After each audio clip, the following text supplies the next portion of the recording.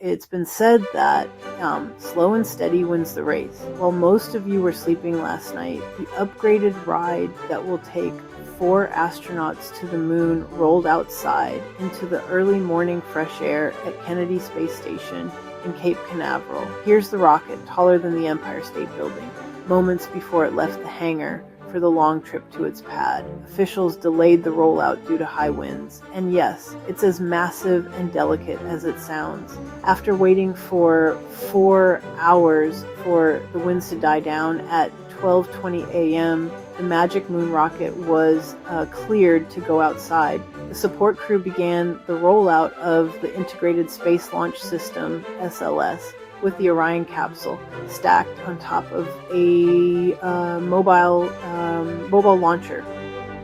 SLS and the support crew navigated a post-midnight breakout session. The event was both sleuth and beautiful, as the rocket had been inside the vehicle assembly building since late February. When it exited, it was hardly alone.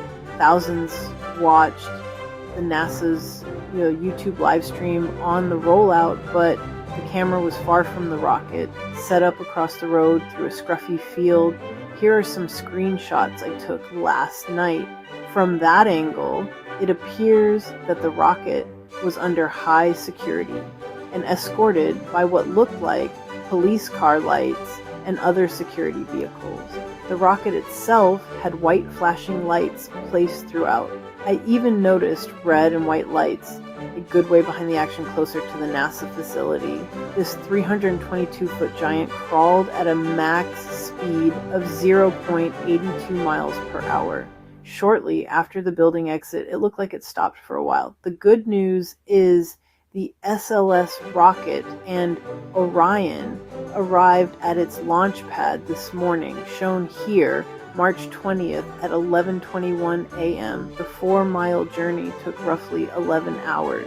Another milestone under its belt, NASA says teams are gearing up for the final stretch of pre-launch preparations ahead of takeoff as soon as Wednesday, April 1st. Winds may have nudged the rollout later than planned, but everything is back on schedule. That's why teams are watching it like hawks, particularly the first week in April, to re-watch the journey or NASA's time-lapse.